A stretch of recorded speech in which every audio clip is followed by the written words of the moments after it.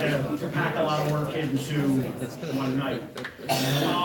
I would like to call this meeting of the Community and Economic Development Committee meeting to order. Mr. Hanlon, please show in the record that myself, Councilwoman Affa, Councilman Garidi, the committee are all present, and we are joined this evening by President McLean and Councilman Hendricks. Thank you both for being here. I would also like to show in the record that we have representatives of the administration here. I just want to go over some ground rules first, since we have a lot of new faces here. I would first of all like to say welcome. We're very happy to have you here. It's always personally very gratifying to me when we have a lot of people here to comment on what we're doing because of its importance. We are going to handle the two bills we have on the agenda first, then we are going to do the presentation from the Council for Economic Dignity. Mr. Woods is going to make that presentation. If anyone else would like to speak on the bills or on the presentation afterwards, I just want to go over the ground rules of how we do things. So an individual person has 3 minutes to speak. We will put the time up on the televisions. If you're representing a group, you have 5 minutes. However, there's only one representative per group. You can still, one representative per group, excuse me. You can still speak, you're just going to get 3 minutes of time if someone representing your group has already spoken. So we're going to get started. That's the rules of how we conduct business. So we're going to get started here. Mr. Hanlon, could you please give us the rundown on Bill 42? Bill 42 amends the 2018 general fund budget to provide for a supplemental appropriation of $10,660 from the Women's 5K Classic for the City of Allentown to promote breast and cervical cancer screening. All right. Anyone from the administration want to speak on this bill? Okay. I mean, the bill does speak pretty well for itself. We have a great health department. They do a fantastic job. And this is going to provide us with an ability to get a lot of information out there, especially in this. The one question that I have, Mr. Leitner, and if you don't have an answer on this, maybe you could check with Ms. Kistler, excuse me, is are we printing this bilingually? Are we doing this in Spanish as well as English? We talked to, Some of them were not working properly. we talked about it, right? Vicky and I discussed it. Right now, we're looking at budget-wise if we can get that done. Okay. Out in both languages, but for finance reasons right now, we only have the one side. Okay, but it's something that moving forward as we continue to do this, hopefully get more grant funding for it, it's one of the top priorities. Okay, great. Thank you, Mr. Legan. That was the only question I have. Any questions from members of the committee? And any questions from other members of council? Okay, any questions or comments from the public? All right, I will entertain a motion from the committee. I'll make a motion that we move it forward favorably to the full council. Okay, by common consent? Yes. Okay, Mr. Hanlon, if you could record that Bill 42 was forwarded favorably to council by common consent. Mr. Hanlon, can you please read the description for Bill 44? Bill 44 amends Part 17, Building and Housing, Title 5, Property Rehab and Maintenance Code, fees, penalties, and the section for rental unit licensing by updating the date which the fee will be due and increasing the amount due after the due date from $100 to $125.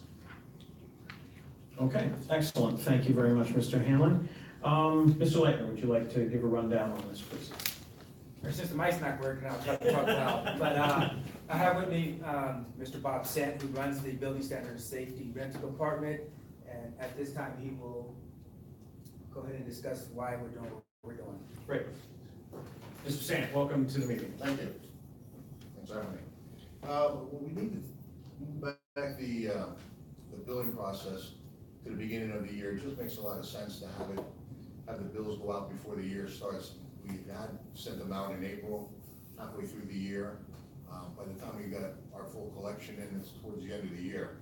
So we're just trying to make things a little easier for everybody, easier for people to understand what the bill is for.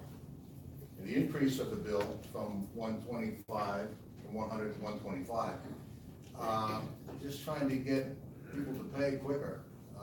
It's a lot of man hours to chase people to get these bills paid. I have some statistics here from last year. we sent out,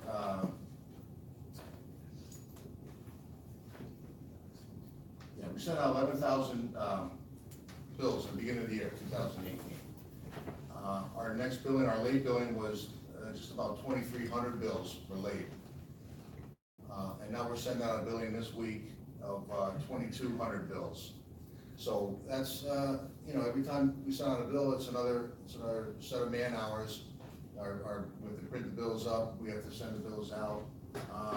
Our bills are less than they have been in the past because of our aggressiveness on collecting them.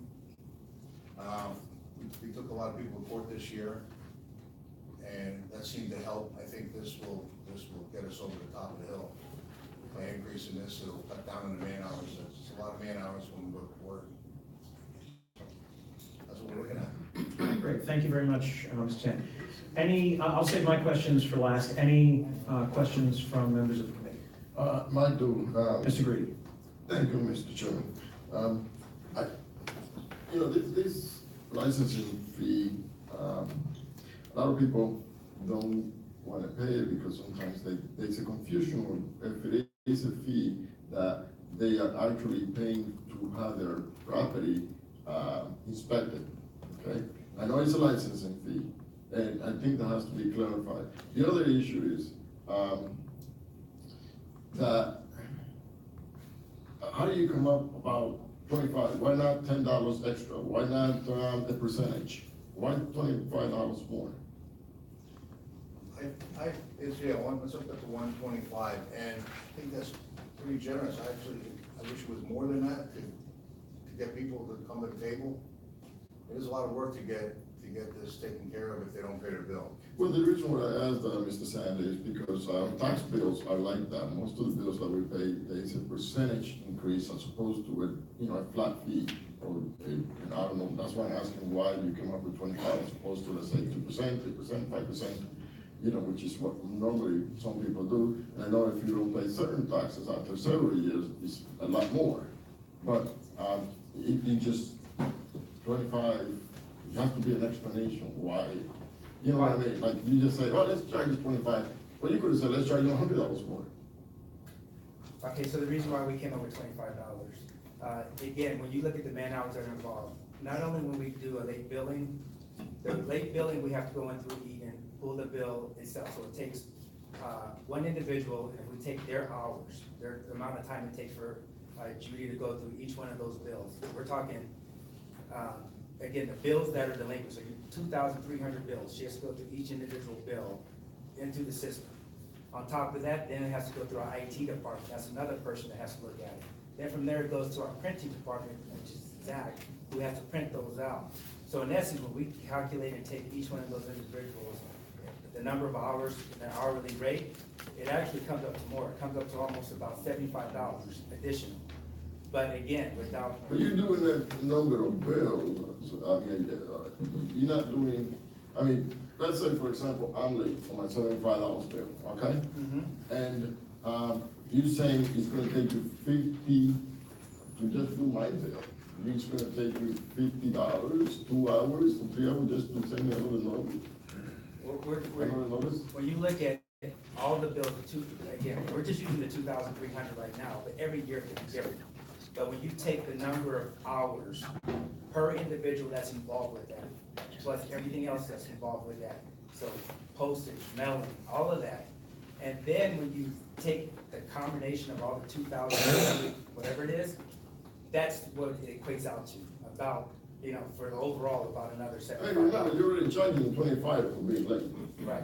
Okay, so now you're saying, okay, 25 is not enough, I'm gonna charge you 50 now. So you're actually essentially saying $50 you're charging people for being late. That's good. The bill is $75. Yep. Okay? So if you're late, after a certain amount of time, you charge them $100. Now you're saying I'm gonna charge you another $25 for the same bill being late. That's my question. That's my problem with it. So you're actually charging them $50 for being late. Yep. We are. That's a sexy. Well, whether we. It's like 150% of the total bill. But whether we equate it out to a flat rate or a percentage, even if I change it to a percentage, and increase that percentage amount, it's still gonna come out to whatever that flat rate is. So if I increase it to a 7% or 5.5%, it's still gonna be an amount. I just think that it's excessive. I mean, sir, I think that, $50 is 50% of the total bill, you're charging them for being late once. Now, if you were saying to me, okay, we're already charging them $25 for being late once, okay? And you give them a certain amount of time, a period of time when they have to pay the $100 until they're late, okay? Then they're late again, then you can say, I mean, I can understand the logic of saying, well, let's charge another $25 for being late after the late time. But you're saying, let's charge them $50 for being late once. It's still the same amount of work that we're putting in. No, it's not, because it may be the same amount of work for once, but you're already charging $25 for being late. But we're still undercharging for the amount of work that it takes. When you have four different people, four different departments touching this bill, we're still undercharging. How much money are you looking to generate out of it? We're not looking to generate money, we're looking for people to be compliant. We're looking for people to pay their bill on time. But I think Mr. Tan said that there was an amount of people that were late. What's that amount? 2,300 as of, that was the first time that the first group of people were late. 2,298 out of 11,000 bills that were sent out. That's the first late, 2,298 and 98. times 50. Again, That's $114,900. but we're, again. That's what it is, I'm not saying It it's is, not. I'm not debating the fee, I'm saying that's not the point of why we're doing this, it's not to generate funds. I know what you're It's for saying. compliance. I don't know. And then, the I amount of work that's involved with it. just think that's excessive, I'm sorry.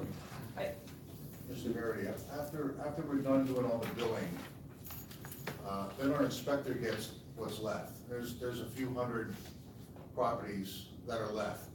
Now he has to go out to that property and post the property with another posting. Oh, this bill is the $75 we pay Right, every well, if he year doesn't for come in with the rental. bill. They don't have to inspect it, it's not an inspection bill. No, this is not, so what happens after we This is only the bill that we pay, it's a licensing fee bill that we pay for having a rental property. So I have a rental property, which I do, okay? So let's say I'm late, okay? You charge me you give me like 2 or 3 months to pay it. I understand, now you charge me $25 extra, so instead of 75, I gotta pay $100. Correct, Now, what you're saying is, you know what? If you don't pay within that 3 months period, or whatever it is, I'm gonna charge you $50 instead. correct. Okay, you don't have to go inspect my house. This is only a licensing fee. Mr. Lee, I think what Mr. Sant was saying, if I'm correct in this, is that if you send out the bills, then you have the late notice. You send out the late notice. The Correct. remaining bills after you have the ones who paid from the late notice, you have to send someone physically out to the property, which would be one of your inspectors, Correct. to post it saying you're late, you're delinquent. Yes, Okay. That's take the next step. Do that. that's in the ordinance, it is in the ordinance that, again, if you don't pay, we go to the next step. Over the years, it has not been enforced. Since I've taken a seat, we're following the ordinance. Okay, so you're saying, okay, that's a different thing. So you're saying it has not been enforced before, you want to enforce sending somebody else. Sending somebody to the house. Over the So years, those people that you're sending to the house, I agree, you can probably charge them an extra $25. But if I pay it, if I'm late, I'm 1 day late, okay? And I pay it, you don't have to send anybody to my house, so $25, I send it. An extra $25 should come to $100.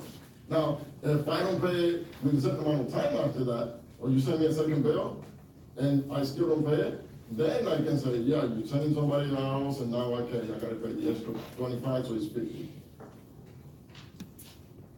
so what would you propose? What would you? I would propose, give them some time, okay, you charge them $25, okay, for being late.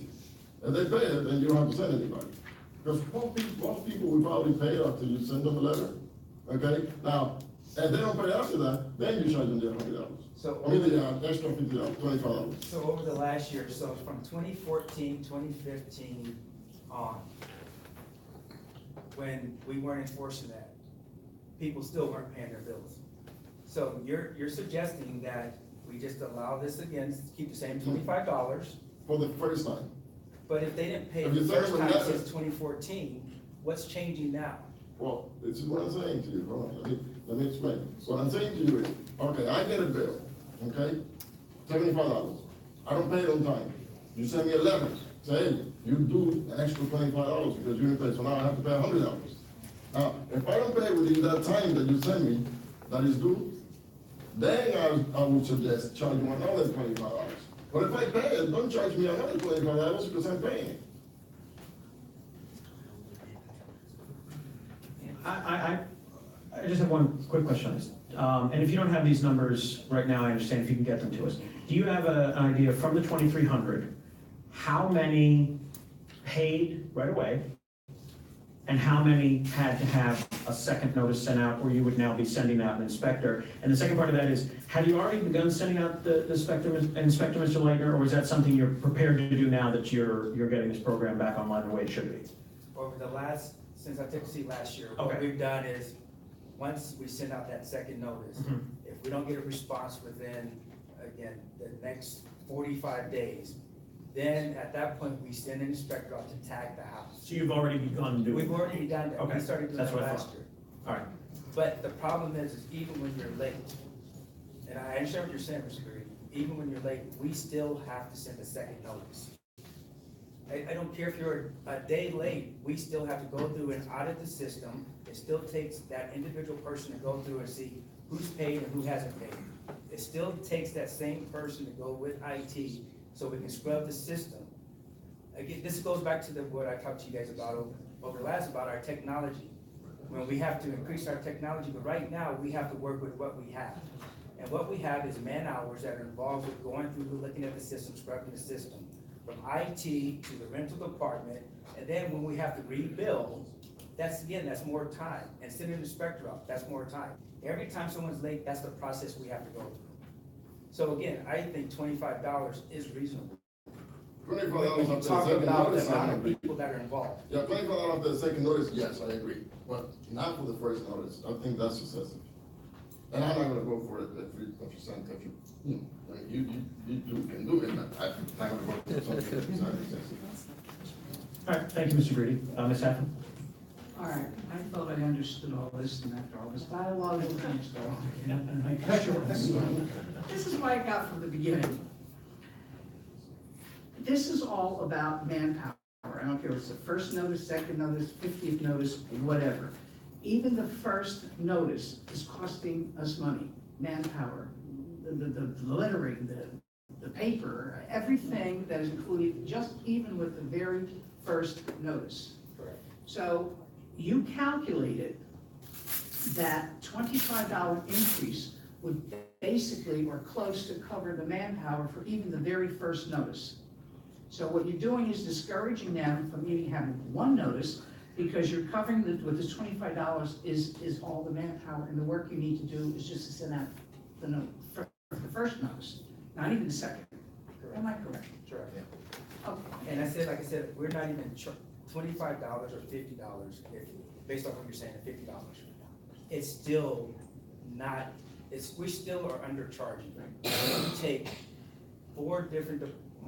three different departments, 4 different individuals that are responsible for making sure this system happens. We are still undercharging. Let me just, I'm sorry, go ahead. Mr. Reed. So, as Mr. Greedy suggested, possibly $10. This doesn't seem to discourage people, and then we are way over what it's gonna cost us for the manpower. So by you calculating 25, it's twofold. One, it's getting close to covering what we have to do for manpower. The other one is a $25 notice to get their attention far more than a $10 one. Right. So what, were we charging $10 before? No, it was 25. It was 25. Oh, it's 20, but now it's going to 50, but, was there, so you feel that this would be discouraging them, encouraging them actually to be paying, the bills a lot quicker by upping the fees? And It's again, 25, you went down to 10? No, what I say is, Oh, percentage, okay, I told you I was confused, but I'm better now. let me just say something, I know this is taking a lot of time, but listen. This licensing basically is rental unit licensing, okay? That is essentially a license to have a property that you rent, okay? A unit, so you pay per unit. So if you have a building that has 3 units, you're actually paying 75 times 3, okay? So now you're saying 125 times 3 if we pass this, if they're late ones, okay? I think that's essential. But for a second, you have just one house, okay? Usually, when you have a business, and you come in the house, rental house as a business, when you have a business, it could be a business that generates millions of dollars. You know how much the business license is? $35. $35, okay? So you have one house that you rent, you generate some money, and we're charging them $75 for that business, in addition to the business privilege fee that we charge, okay? In addition to the taxes we pay on that, okay? So you're charging for one business that you're considering in one house or one unit, $75 instead of the $35 that should be a business license. It's a business. We're considering rental units as a business, right? So any other regular business, like have a restaurant, generate $500,000 a year, $35, that's what I pay for that, having that business. You have one property, generate, I don't know, $800,000, $10,000, we're charging $75. It's excessive. Now you're saying that because they're late, once, you want to charge them an extra $50. That's excessive. I think, personally. And I'm just doing it because I have a business and I also have a little property, and everybody else tells me the same thing. In fact, the $75 has been challenged in court, okay? So I wouldn't mess around with this too much. I just would say, we're already charging you $75 for having that rental unit business, and we're charging you $25 if you're late. Now, if you're late the second time, we're gonna charge you more because you're not paying it on time. That's what I'm saying. And I know it's difficult for people who don't have rental units, but it's excessive because it's a business license, and business licenses only pay $35 in the city. The sheer volume of our inspections of the building that we did last year, it forced us to put our systematic inspection on hold for about 6 weeks to take care of this building problem. So we can go out and post the properties, revoke license, sit in court and take care of this. You know, if people would pay on time, we wouldn't have to deal with any of that. I understand. 6 weeks of I understand. I don't like that we're charging them $25 for being late. Yeah. When you're charging them $50, I think it's excessive. Especially if they pay it right the day after the late. Sometimes people forget of those things, and I'll tell you why, because there were two issues there. One is the rental unit inspection, and 2 is, which sometimes don't get inspected. I get a lot of complaints about that. And the other one is the $75, okay? And you also have to pay business privilege tax on that. It's high sometimes.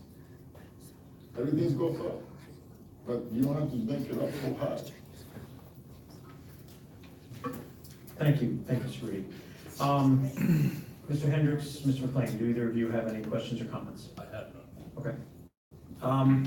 My questions would be, one that came up from what Mr. Garidi was saying, Mr. Leitner, would it be possible to run a report talking about how many of these 2,300 are more than 4-unit buildings? And how many of them are repeat offenders? Not just in terms of they have multiple properties each year they don't pay, and that would include the less than 4-unit buildings, but also, do we have multiple years in which they're doing this? I don't know if it's possible, that's certainly obviously not for this evening, but if you could look into the possibility of that and let us know, because I think if we're seeing that there's a lot of repeat offenders on this list, which my assumption would be that there is, that would also, sending the stronger message would be useful. That was something from Mr. Greedy's comments that I wanted to point out. The main question I have is, because everything else seemed to be answered is, what's going to happen if we change this to the people that have already paid on time as of April 30th, 2018? Were they paying, are we characterizing this as the change will be for 2019 calendar year, and that the payment they made in April was actually for 2018?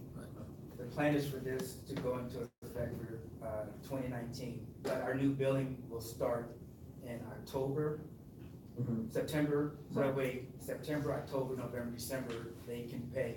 Because the license itself is good for a calendar year. It's good from 1/1 of the beginning of the year till 12/31. Okay. So the way the billing was happening before is we bill at the beginning of the year, and like Bob said, what are we in July? Right. And we're still, and again, that licensing, it's a license, it's a licensing fee, which was held up in Supreme Court, that it's legitimate that we can do that.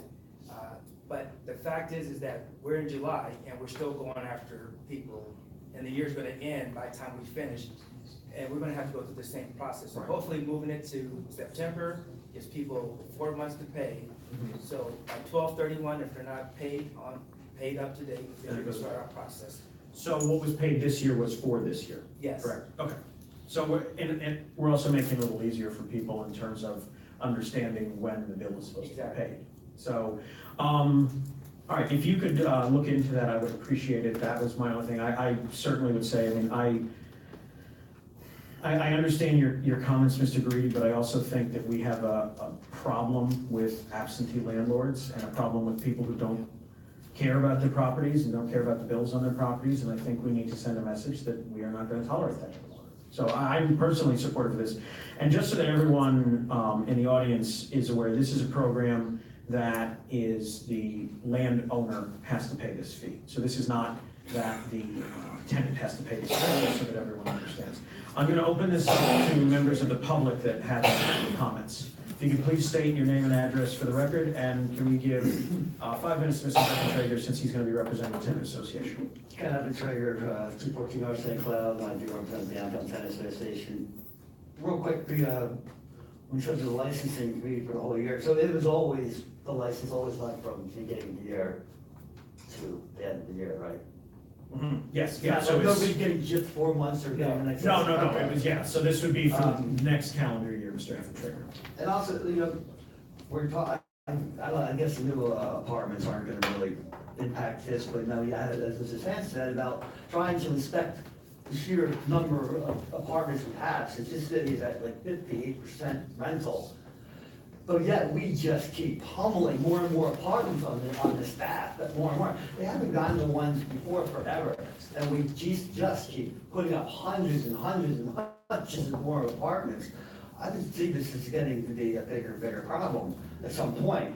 This is not meant to generate money, it's just meant to cover costs at least, right? And be a deterrent, correct? A deterrent, Number one yeah, thing is well, deterrence. Love to see the blinds, but good luck with that.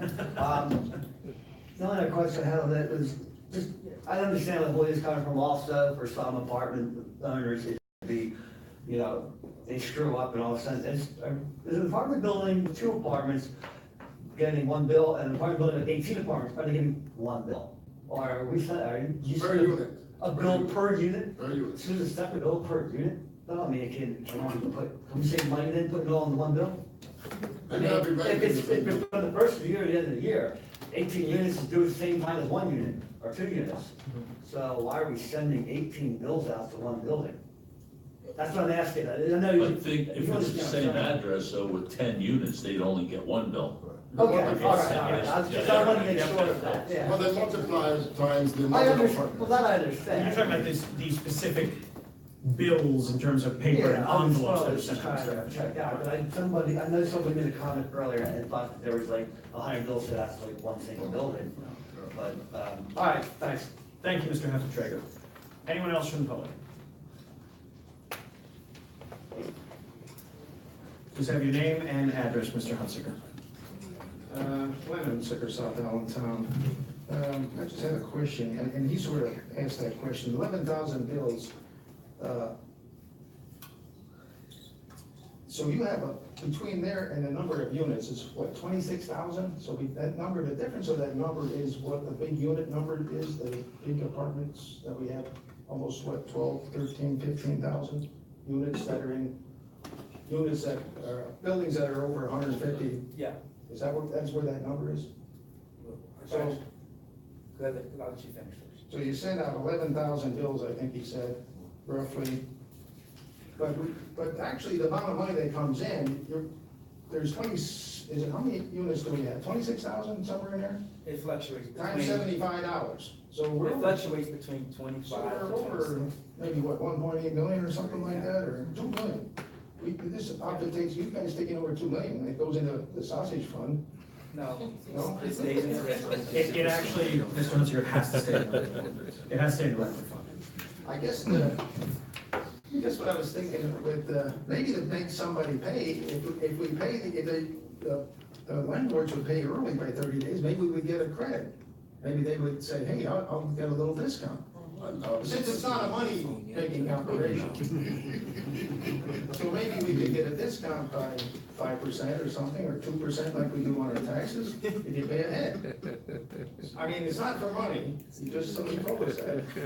So maybe we should get a discount. Good try. What do you think? I'll say this, Mr. Hunziker, I'm sure that Mr. Leitner and Mr. McMahon, as we go through the budget process, will take a look and see if that's feasible. I would ask them to look and see if that's feasible, so. Well, it would probably be the same as the number of people, the percentage of people that pay their taxes early, they get the 2%. Right. And there's gonna be a few of those, and probably the apartment people are gonna stay in business would probably do it. I think that as we go through writing the budget, I think it's worth taking a look and seeing if it's. He would do it. He would do it. Yeah, there you go. We would do it. Thank you, Mr. Hunziker. Mr. Hahn, if we can have your name and address for the record, please. 2016 East Highland Street. When Julio mentioned that the fee for business was $35, and I remember attending a meeting here where the fee for the apartment owners was $35, and it got doubled so that over $2 million could be used to help offset the budget. Now, if that money stays in that department and doesn't get used out, and they need to hire somebody to help do this, why must it always be a money-making proposition covered up by a lot of reasons why it's not? The doubling of the fee was well before my time, Mr. Greedy, if you'd like to speak to that, since you were on council at that time. Why don't you get Mr. Hirschman? Yeah. The idea was, at that time, that it was to go and inspect the property, okay? What happened is, that was eliminated. It used to be $25. At one time, it was $15. Then it went up to $25. And then we brought it up to like, well, I think it was $50, okay? And then the mayor came up with this, thank you, Mayor Pulaski, he said $75. So they calculated how much it was gonna cost to do the work and go and inspect the properties, okay? Now, this is a different thing. This is a licensing fee. That's what we're calling it, okay? What was it? Only, yeah, licensing fee only. So, you know how you pay $35 for the business? We're paying $75 if you're on the property.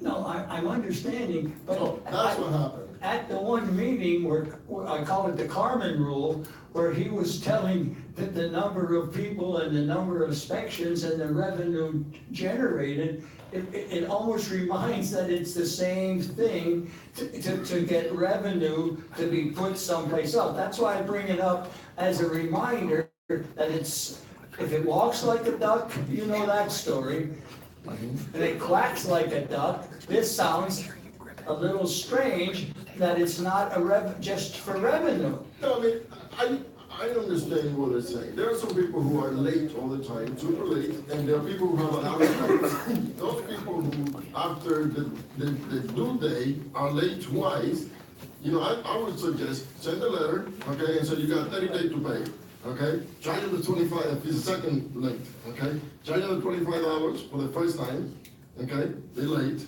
so it's due when, April 15? when is it due, you remember? April 30th, okay? So it's due April 30th, comes April 30th and March 1st, and they haven't paid. Now, they gotta pay the $25. Okay, so now it's 100. Now, comes, you want another 30 days, okay? Comes, send them a letter. That's all you have to do, generate a letter. You don't have to use all these papers, send them a letter, okay? Generate a letter, and 30 days, now you get another $25. 60 days, another $25. That's what I would suggest. I don't think we should just jump from $75 to to $125, $50 at a time. To quote Mr. Hartzell, who is the finance director here, when the city was out $3 million on property taxes, we hired somebody up north and paid them $1 million to collect the two. Maybe this has to be farmed out to a collection agency.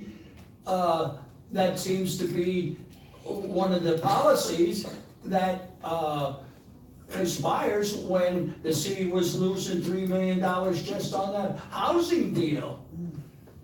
I mean, this is more complicated than you're saying, because we want people to come here and enjoy the privileges of all the things they can do, whether it's own a bed and breakfast or rental property, whatever it is. At the same time, I still don't want this to be a reason for the budget deficit. Thank you, Mr. Hunt. Anyone else from the public? Seeing no one, I will entertain a motion. I'll make the motion to move it forward to council. Favorably? So we have a second. I will second the motion to move it forward favorably to council. We'll take a vote. Mr. Greedy? Nay? Ms. Affa, yes, and I am a yes. So the motion passes 2-1, and we'll go to the full council. Thank you very much, and we are now going to go on to the discussion from the Allentown Coalition for Economic Dignity. Mr. Woods, you want to come to the podium?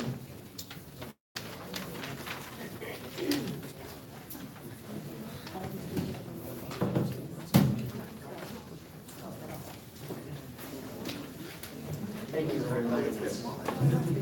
You're welcome. So we're going to take a few minutes for you to give your presentation, and then we'll open it up to the public. If we have any questions, and then we'll open it up to the public for general discussion. Right, okay, perfect. The public's just gonna form their line. So, as we begin, I just want to say that the recommendations in this letter are endorsed by 4 of our partner organizations, 3 of whom are here tonight, that being Make the Road Pennsylvania, SEIU, and Women's March, or SEIU Healthcare Pennsylvania, and Women's March Pennsylvania, and Planned Parenthood, who's not present but sending their support. Barely hear. I can barely hear you. I'll leave you across. Good evening, Chairman Robinson, members of the committee. My name is John Paul Morosi, Bethlehem. I'm a member of Grace Episcopal Church. It's located right around the corner here at 5th and Linden. And I'm a member of the Leadership Council for Power Lehigh Valley. Power Lehigh Valley is the organization of which the council, the Coalition for Economic Dignity, is a member. And I'm just going to kind of tee up the series of presentations that will follow. I want to thank you for this opportunity to share our views on critically important economic issues facing residents of the city tonight. The Allentown Coalition for Economic Dignity is a committee of Power Lehigh Valley. Power stands for Pennsylvanians Organized to Witness, Empower, and Rebuild. And we are faith-based, but not faith-exclusive. We're a multiracial, intergenerational community organization dedicated to human rights and to naming, disrupting, and dismantling systems of oppression rooted in white supremacy. This afternoon, a number of our members, residents of Allentown, will speak to the specific elements of the 6-point proposal that we have discussed previously with Mayor O'Connell. The trigger for this conversation tonight is the growing and morally unacceptable income and wealth gap between the average resident of Allentown and the handful of individuals and corporations who've reaped the vast majority of the economic benefits of the neighborhood improvement zone projects. We're looking for you, our elected leaders, to begin to redress the morally indefensible inequity by adopting and implementing the proposals that we're going to be sharing with you now. These are small steps toward creating a city that's healthy for everybody. We're determined to make them a reality, and we'd like to do so with your support. So the next speaker will talk about some research that's been done into wages in downtown Allentown. Thank you. Thank you.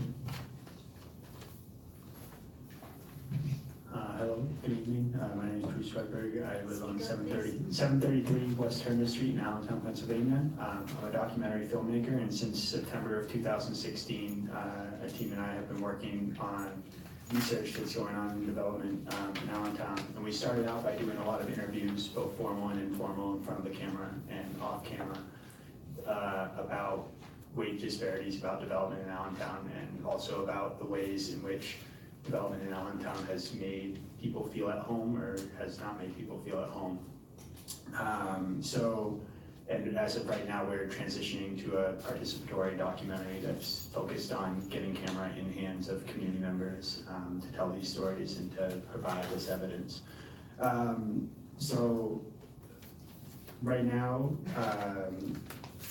I just want to share two of the major findings that we found when we were interviewing residents around the PPL Center back in 2016.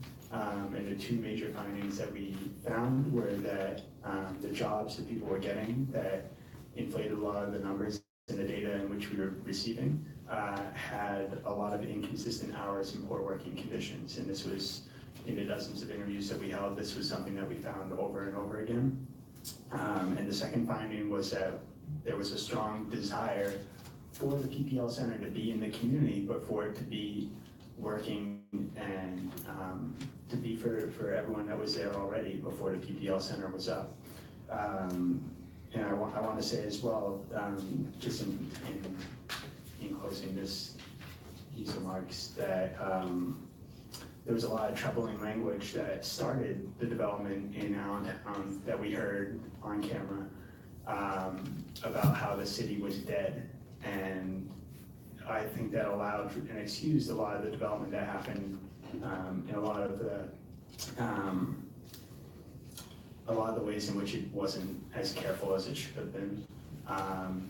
And the city of Allentown was not and is not dead and should not be treated that way in the development that is occurring and continues to occur under different leadership. So that's what I'll say for now. Thank you.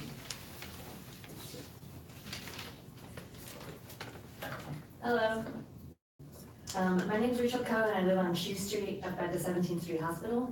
I'm an engineering professor at Lafayette College and a first-time homeowner as of a few weeks ago, having closed on my home last month and moved in last weekend. So I'm here to testify about what the process of buying a home in Allentown is like right now. And the current landscape of the real estate market in Allentown is what folks refer to as a seller's market, meaning that it's pretty competitive for buyers to purchase a home, and buyers are having a hard time finding homes to purchase. I myself have been looking for a home since I moved here about a year ago, and it ended up taking longer and was a more difficult process than I necessarily expected. The main thing was that I was surprised to have offer after offer that I was putting on homes rejected, even though I am sort of what people might consider like a good candidate for a home. Largely due to my employment. So I was surprised. My real estate was assuring me that I was making competitive offers and they were being sort of rejected one after another. Often sellers markets happen when there are a lot of government incentives and assistance programs for home buyers, when home prices have gone down recently and folks are looking to buy, or when interest rates have decreased. And none of those things are actually currently true in Allentown. In fact, the home prices in Lehigh Valley have been shown to have been increasing. So I've been thinking about what that might mean, and I've made some observations, one of which I'll share with you, which is that I think that I've seen that out-of-state investors are sort of swooping in, purchasing these homes in cash, and renting them at 2 to 3 times what a mortgage would cost for the same home. This is inconvenient for folks like me who are trying to purchase a home and having a lot of trouble. It's a disincentive to move here, but it's far more dire for the people who are paying those rents, who are renting those properties when their rent is increasing 5 times faster than their wages are over the last few years, and by 27% the McCall reported over the last few years. Furthermore, research out of Cornell University and others has shown that when middle and working class families can own their own homes, it has a positive impact on the surrounding community. They're more involved in schools and so forth. And on the other hand, absentee landlords are known to have negative impacts on the community, as we heard relatively recently. So there are a few more things that I've seen. I don't have time to tell you about them now. In summary, I just want to articulate, I guess, that I'm really concerned and frankly pretty afraid of what the housing market is doing to the community of Allentown. Our group has been working really hard to research what other comparable cities have done and what might be possible here in Allentown. So I hope you're prepared to take our recommendations seriously. Thank you. Thank you very much. Hi everyone, Cece Gerlach, 109 South 9th Street. So as usual, I come bearing, whenever I come here, I like to bring information, so I have that. One of the first policy recommendations of the Allentown Coalition for Economic Dignity is to adopt an inclusionary zoning ordinance. This is not a new concept. You guys have all been on council long enough to have heard about inclusionary zoning. Mr. Leitner knows about inclusionary zoning. So what we're asking for is a swift study of inclusionary zoning that's comprehensive, that will mirror some of the other municipalities that conduct like nexus studies, which are hundreds of pages and they're in-depth about what the housing market could support, what it couldn't support, not 10 pages, we're talking in depth. Now, inclusionary zoning, we know is not the be-all to end-all of affordable housing. This obviously would be part of a much more comprehensive housing strategy, which would be part of a much more comprehensive overall strategy for the city. But it has to be part of it because we all know that there have been units that have been knocked down. And many of them were affordable. Many of them still sit empty. The one right across from the arena at 8th and Linden, I think JB owns that one. And there were apartments up there. I have a friend that lived up there. They were okay. They weren't great, but they were okay. They were livable. Now they're empty. So as was handed out to you by Ms. Robin, not only is inclusionary zoning something that you should be familiar with by now, it's not even our idea. It's been around. The Lehigh Valley Planning Commission, they studied inclusionary zoning. They have a model ordinance. It's been given to you. The Goody Clancy, who the city paid, I believe, as a consultant to come in and talk about how to develop downtown, they even support workforce housing, which inclusionary zoning is. In fact, you'll see on what's been given to you, they even specify how many workforce units the market could support. Now, when we had the ad hoc committee, because we can't pretend that committee didn't exist, when we had the ad hoc committee, we were told that the market did not support inclusionary zoning. Well, according to experts, Goody Clancy, the market does support workforce housing, which is inclusionary zoning. According to Goody Clancy, and of course good old Barry Isett, the locals, their yearly 47 to 57 affordable workforce units, and this is on page 33 of the Goody Clancy plan. And I've heard Kenny Heffentrigger say this time and time again, we do all these plans, if it's on housing or whatever other initiative, and then we never follow through with them. Now is the time to actually implement a policy and follow through with it. Will it be messy? Yes. Will it be challenging? Yes. Will it be controversial? Yes. Will everyone agree? No. But it's time. We have to do something because we know we're leaving people out of the development. Some of the specifics, since we can't quite project a PowerPoint, this ordinance would include all new development above 3 units, and it would require that 10 to 20% of new units would be workforce or affordable, up to 80% of AMI. This would mean that folks are not spending more than 30% of their income towards where they're living. I'm sure none of you, I definitely can't afford that, to spend more than 30% of what I make on a monthly basis. And of course, to the developer, it's not like this is some kind of freebie.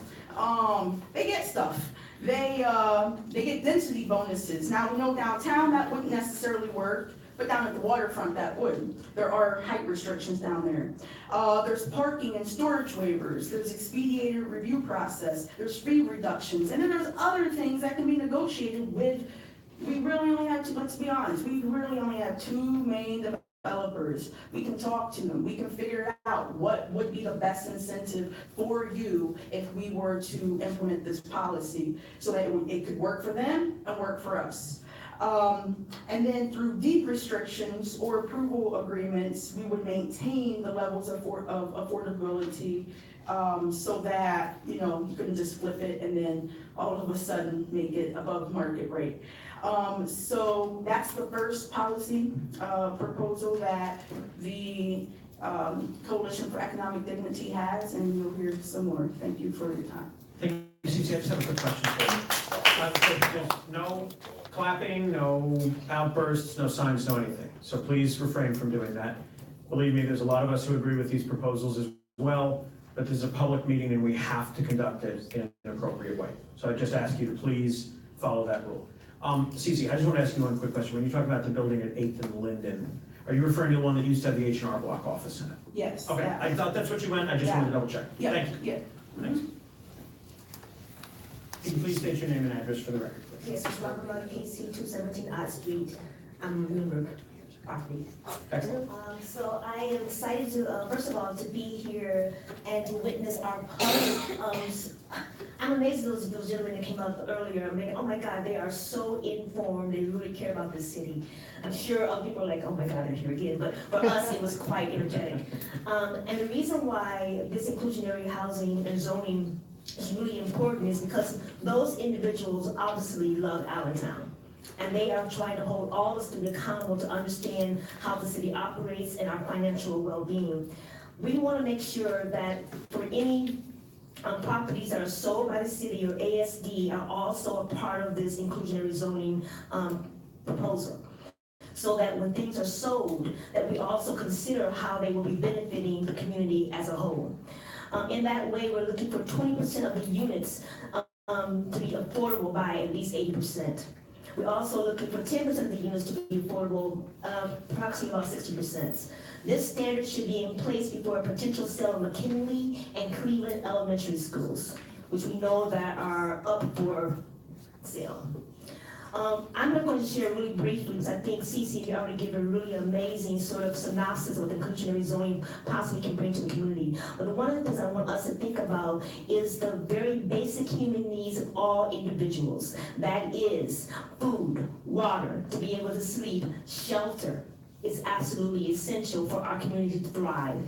That means that we need to be looking ahead and forward, and we need to be doing for all our community members. Not one can be left behind. As we have seen by the new developments and properties that have been circulating around Hamilton Street, we've seen a number have shut down. The 7th Street corridor, however, some of those restaurants and community members are thriving with very little support from the city as a whole, other than facades, reshaping those. And they still maintain because the community is invested in them. I have to say, Candida, if I had been around a little bit longer, your place of business would still be around. Still, I'm just talking about it. Oh my God, no, it's gone, it's gone. But if the community members felt that they could contribute to the whole, they would certainly, we would have made, I'm sorry, Candida, I wish I'd been here earlier. It would I would be now the owner of Candida's. With Candida up on display to say how amazing she was to make sure this was a part of our community. We cannot afford to lose anybody in the city that cannot be successful as a part of moving forward. So that's what the inclusionary zoning hopefully will provide for us, is that not one citizen of Allentown will be left behind. Thank you, and actually, after the meeting, if you want to talk to Candida, I think the bar is still up for sale. Oh, really? So-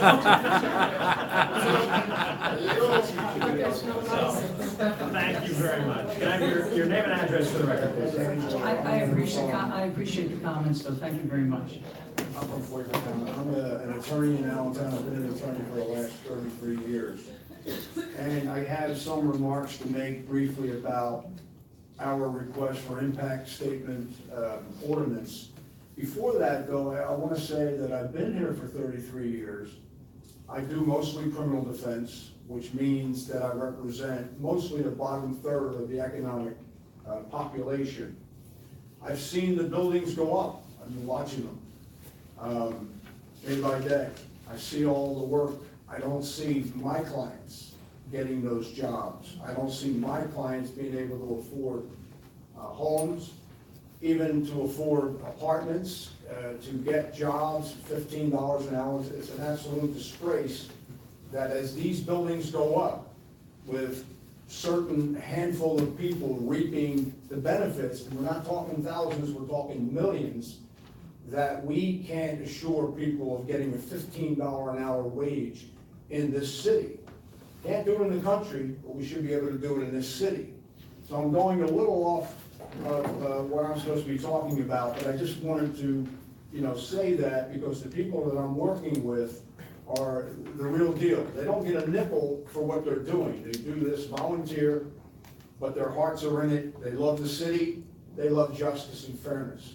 What we're asking for is the development impact statement ordinance. It would be a ordinance that would require all proposed developments over 3 units be submitted to the Allentown City Planning Commission for review and approval. The impact statement should address certain things like street design, parking. I think we're trying to make Allentown a walkable city, a pleasant city. I don't see anything happening in that regard. I don't see much happening in that regard. I'm going to go off track again, I guess, with the PPL Center.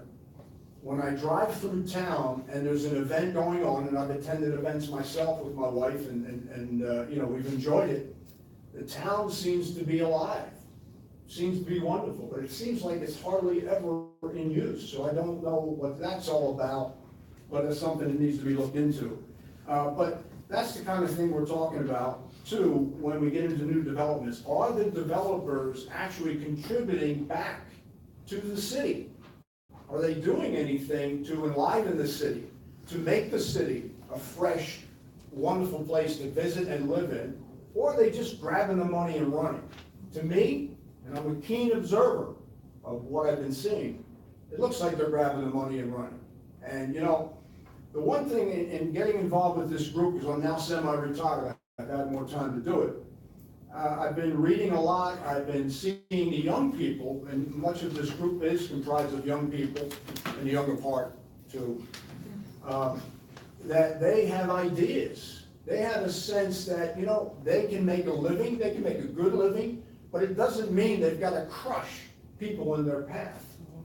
And that's, I think, what we need to come around to. If we don't do it in a city like Allentown that has had its problems, if we don't do it here, where the hell is it going to get done? It's not going to get done anywhere in this country. So I think that's something that, I think we need to do. Now, back to my track here. If the Planning Commission determines that there's detrimental effects in the developer's plan, they should have the power by the ordinance we're asking you to pass to stop the development, which is about the best incentive you can have for creating good developments, because that'll stop the money. That'll stop the development. So we're asking for that. And this is something that's being done across the country. It's growing. I think that we are at a point where we can become a model city, a city that other cities will look to, say, hey, let's be like Allentown. Or we can be like Atlantic City. where I vacationed when I was a little boy, late 50s, early 60s. It was a beautiful place to be.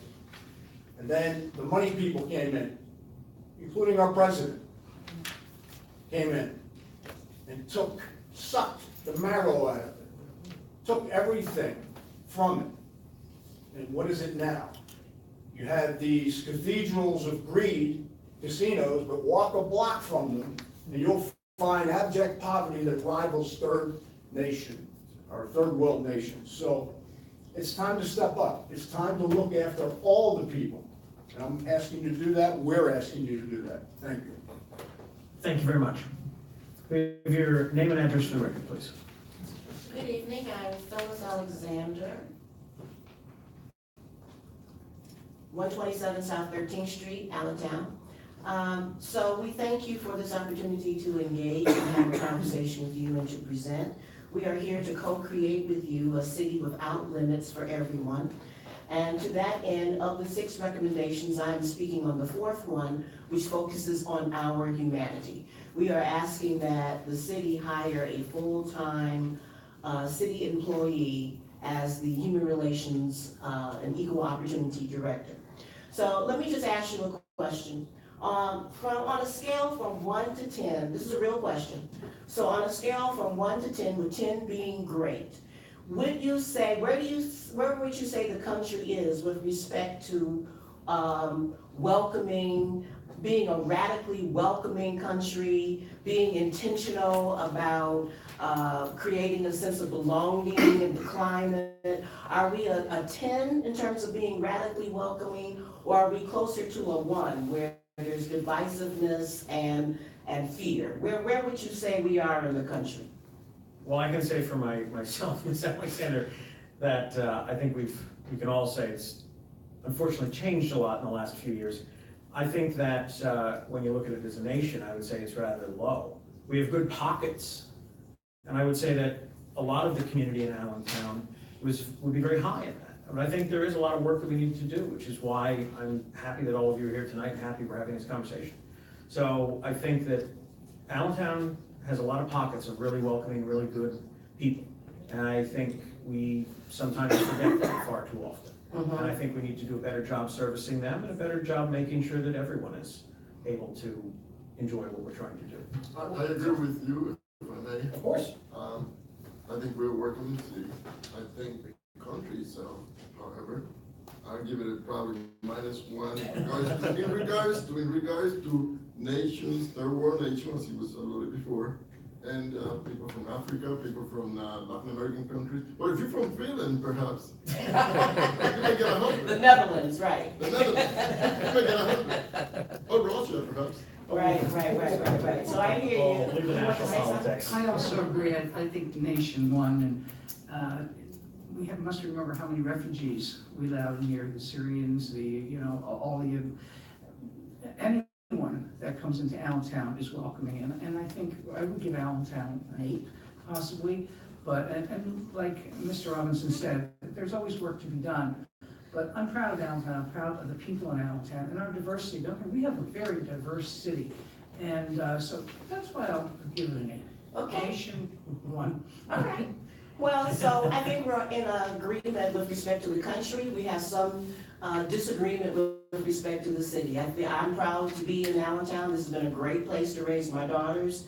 But I can remember, and I don't think it's still too different, that people from outside of the city are afraid to come into the city, and it is because of the black and brownness of this city. Because people equate black and brown with crime.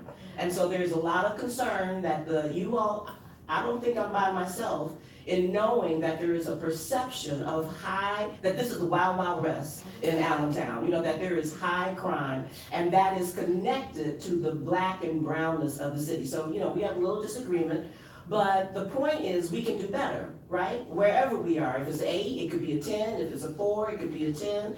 So however the country is going, the city can still be its best. And so our recommendation is that the city of Allentown include in the 2019 budget money for a full-time human relations director.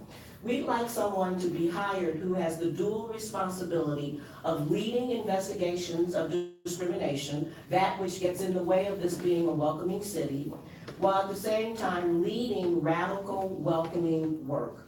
Our budget, I think we all can agree, reflects our values. Presumably, I haven't looked at the budget lately, but presumably the city's budget continues to spend the majority of our taxpayer dollars on police and fire. Is that? It's over 33%. It's only 33%? On police alone. Oh, I was about to say, it's gotta be more than that.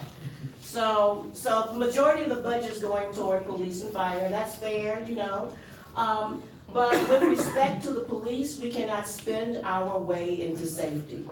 I would hope that the two former police officers that are on the dais would agree that we can't have a police officer on everyone's block, which is what some residents would love to have. But, you know, we have to pursue other endeavors to create safety. And we believe by supporting hiring a full. Sorry, I was questioning what you're talking about here. I wasn't sure. I'm sorry. About the human relations. I have to ask a question. If this is Human Relations Commission, you want a full paid person to be, this is what Daryl and I were discussing, I apologize. You're free to ask me any questions. So the question is, what am I talking about? Hiring a full-time staff person to staff the Human Relations Commission. So the Human Relations Commission still exists as volunteers. Right. We are happy that continues, but they have no staff. Some of you don't have this institutional memory, but 30 years ago, there used to be a staff of 6. And so now we have a staff of 0. And many of us recognize that volunteers are great, but if you really want to get something done, you need a paid staff person. So that's what I'm talking about. And Phyllis Alexander used to be it, right? Back in the Day. A long time ago. So anyway, are we good? Oh, yes, absolutely, Phil. So I'll conclude. We believe that supporting hiring a full-time human relations director contributes to the safety of this city, both in working on discrimination complaints as well as creating a climate that supports inclusion. As someone has said, maybe it was you, Candida, that we have a city that has a lot of racial and ethnic diversity. I don't know how many countries are represented in the city, but I don't know that the city really takes advantage of that as an asset. You know, I think a lot of people see it as a liability rather than an asset. So a full-time director would be able to lift that up as an asset while at the same time investigating those complaints that represent the obstacles to people living here. Thank you. Thank you, and I just want to say that I agree with everything you're saying with one caveat. I just want to make sure that the person is responsible for doing what you used to do, going out to community meetings and block watches, because I think we've had a real loss since you retired in not having someone do that, because I think that's a direct correlation to why some of those community groups have folded, because there's not direct support are they from the city. folding? I didn't know that. There's a lot that have folded, yeah. Okay, So I'm saying, I that's think. the planning department. No, what I'm saying You talk to is. somebody in the planning. But I find that having someone in that position who's focused on a lot of diversity issues, who's also going out to those meetings is important. So the caveat that they're also going out into the community to engage with community groups, I would agree with that wholeheartedly. Well, let's So, talk. Absolutely. All right, thank you. Thank you very much. You can please state your name and address for the record, please. My name is Alina Sip-Alpers. I live at 1241 Walnut Street in Allentown. I'm an organizer with Make the Road PA, and I'm here to present our 5th recommendation for City Council. So I'm going to make my presentation pretty brief because I think that the recommendation that I'm presenting is very self-explanatory. So our 5th recommendation, which at least I can see on our PowerPoint, is to raise the minimum wage for all city employees and contractors to $50 an hour. So it has been proven time and time again that $15 an hour is a living wage. That is the very most basic living wage. You cannot live on anything less than $50 an hour. Can we all agree with that? Absolutely. You cannot live on less than $50 an hour. We don't think that it's fair to be able to hire a city employee who is actively spending their time working to improve our city, whose work we are all taking advantage of every single day and not be paying them $15 an hour. Now, we also recognize that it is likely that most city employees are already paid $15 an hour or a salaried equivalent. So that's where the contractors comes in, because we are seeing huge problems. One example is the lifeguards shortage here in Allentown. So the Mac and Jordan pools are on a rotating schedule because there's a shortage of lifeguards that can be easily prevented by raising their pay to $15 an hour. Now, these people often think that minimum wage jobs are unskilled jobs.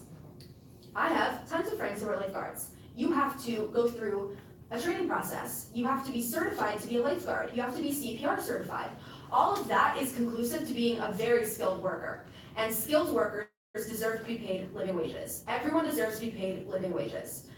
So we need to revisit all city contracts and make sure that companies are fairly compensating their laborers, and make sure that the city of Allentown, as an employer, is fairly compensating its workers.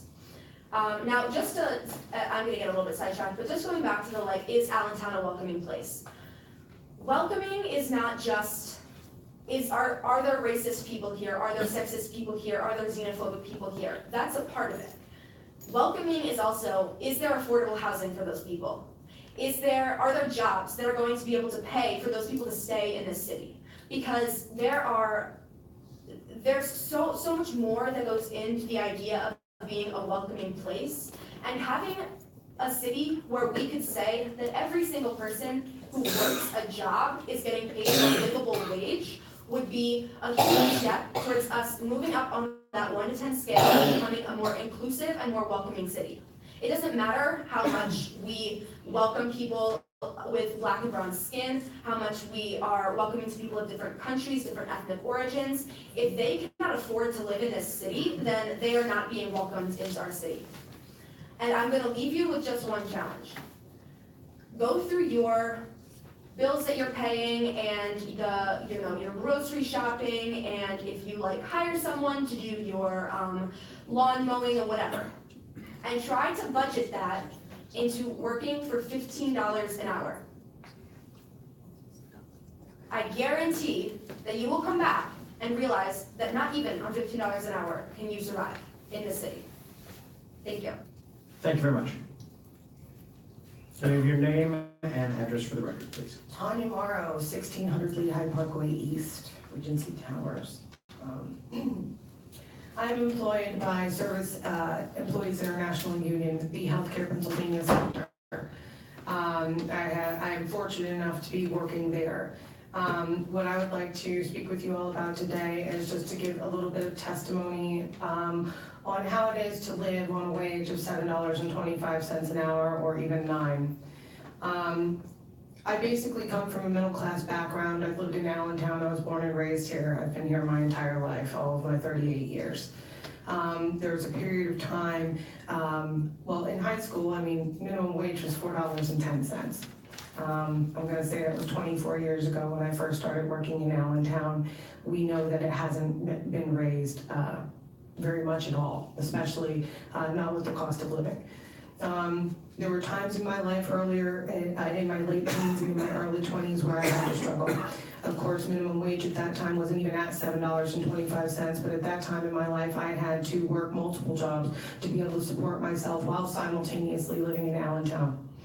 My current wages are fantastic. I can say that in my life right now, I am at a place that is a living wage, and that is more than $15 an hour. But what I have seen happen in Allentown, Pennsylvania, over the past 20 years is places that had good jobs, good paying jobs, have gone. The reason I was able to grow up in a middle-class household is because both my parents worked at AT&T. We know that that is no longer there. Those living wage, middle-class providing jobs are no longer here in Allentown. And the jobs that have replaced those good paying union jobs are minimum wage jobs, or at best $9 an hour jobs, where employees are forced to pay for their own supplies, for their uniforms, and things like that. And that's happening in downtown Allentown. So someone that's working for $9 an hour also cannot support themselves. They're gonna have to work multiple jobs, not to mention the fact that if you have a household, if you have children, you are not gonna be able to spend time with your kids because you're working 2 and 3 jobs. That is not a city that's inclusive of all. That's not inclusive of our children, that's not inclusive of families, that's not inclusive of anyone. And that's regardless of skin color, which is a different factor within the city, as far as I am concerned. But I wanted to share a little bit about that because I work with people, I talk with people on a daily basis that knowingly cannot support themselves on the wages that are provided within the city. And one of the things that I will also say to the previous point that was made, we know that a lot of the city workers and maybe some of the contract workers within Allentown are making $15 an hour or a salaried equivalent. If they are not, even if they are, standing up and saying that Allentown is going to be a beacon of hope and we are going to set the standard that, hey, we are going to pass a minimum wage for our city and contracted workers is going to send a signal to everyone else, to the city, to other businesses, to the state, and beyond of a model that they can follow. So I hope you really take this seriously. I'm happy to be here with this wonderful group of people, and that's all I have. Thanks. Thank you very much. We can have your name and address for the record, please, sir. Hello, my name is Jarrett Risper, 1621 Shoe Street, Allentown, Pennsylvania.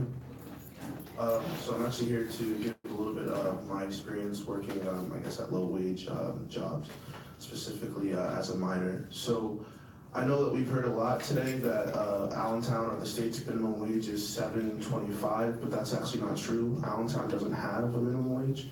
There's 12 broad-based exemptions written in the state's law that apply to tens of thousands of workers that allow them to make less than minimum wage. Some of these include servers, restaurant workers, farmers, laborers, or just people who work at amusement parks. And that's where I worked. That's my first job at joining when I was 14. So I started working, I was making $5.90, and a lot of people think that when you make under minimum wage, it's because you can receive tips. That's not the case. At my job, we were told that if you took a tip or were found with money during your working hours, you would have assumed to have stolen the money and you would be fired or possibly arrested. Another thing is that you would also assume that if you're making such a low wage, maybe you were treated with respect. But it was the exact opposite. Your body was often looked as expendable. Workers were minors, 14 and 15-year-olds were exposed to food stands that hovered around 100 degrees Fahrenheit because of the lack of air conditioning. They weren't provided with any bottled water when they worked outside in the sun because it's a summer park. We weren't allowed to give them any type of water, just 6-ounce cups. We weren't allowed to give them anything bigger than that. Basically, what I want you guys to understand is that raising the minimum wage isn't just something that is just to get people to a living sense. It's actually to provide for people who hopefully would get their minimum wage raised, but also who are living at the floor of wages. Effectively, $5 is the same amount of the cost of drinks that I would sell for a 16-ounce cup. I'd sell personally probably hundreds of those at the time. One drink was equivalent to 1 hour of labor that I would sell. Again, Dorney Park is one of the only places in the city that hires 14 and 15-year-olds. It's actually probably the leading hire of minors in the entire area. And they take advantage of that because they don't have to compete. But Dorney Park isn't the only place that pays below minimum wage for their workers. And it's not just minors who get paid below minimum wage for their workers. And the reason these corporations do this is because they know they don't have to compete with other wages, whether it's due to monopolies in their competition, or just simply because that as minors, you're not allowed to work anywhere else. Places like McDonald's and Walmarts and Burger Kings and other retail places don't allow workers under the age of 16. So for hard workers, kids who want to put money in their pocket, kids whose parents are also making minimum wage, so they have to get wages for themselves and provide for rent and food, the most that they can get paid is $5.90, and it takes $4 to get to the bus back and forth every day. And if you have to pay for your own lunch, that's probably another $5. And then you have a 30-minute break, and there's taxes and fees. So likely for a day's work where you're working out in the sun, you're getting paid about $30. It's effectively worthless because they're not spending that. They're spending the entire days. People have to. Luckily, I went to a place that had a lot of opportunities, a school that had opportunities. I could do things during the summer, which allowed me to get into school. But a lot of kids, that's their entire summer. There goes their opportunities for the summer. They have no other ways of making wages. And they are basically exposed to extreme circumstances and conditions. I think it's just important that the council thinks about the fact that supporting these wages aren't just some liberal position or a feel-good thing, but you're helping minors, again, 14 and 15-year-olds who aren't even making what we call the minimum wage. It's not a minimum wage. That would imply that that's the lowest you could be paid, and that's not the case. So I just hope we think about that and act accordingly when legislation comes up or we have the opportunity to support higher wage efforts. Thank you. Thank you very much. Hello, please state your name and address for the record, please. Hi, my name is Jess Danke, previously Burkhart. I live at 1230 Mindset Road. I'm here kind of to echo what Jared just said. We did some research and know that we can't ask you to set a minimum wage for all employers in the city as our status is a third-class city. But as our representatives, and if you set the precedent by increasing your employees and contractors to $15 minimum wage, you're setting a precedent, and we ask for you to advocate for us also at the state level. They have the opportunity to set the minimum wage to $15 an hour. And we're also requesting that you advocate for us to have mandatory paid sick leave. Without paid sick leave, we're disproportionately affecting women and working families who aren't able to be paid when they have to take care of their children. And then we're also asking for you to advocate for us to apply the state education fair funding formula to all of the state education budget. Right now it's affecting less than 10% of the education budget. And the fair funding formula is neutral. The same amount of money would just be distributed differently. Research done by our affiliates, Power Interfaith at Philadelphia, showed that school districts with children of color continue to receive $2,100 less per student.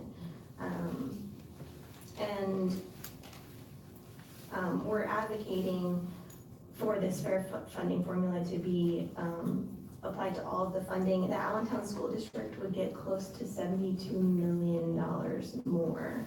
And every other school district in Lehigh and Northampton counties would also make to benefit. East Penn, almost $4 million, Parkland, almost $7 million, Whitehall, $4 million.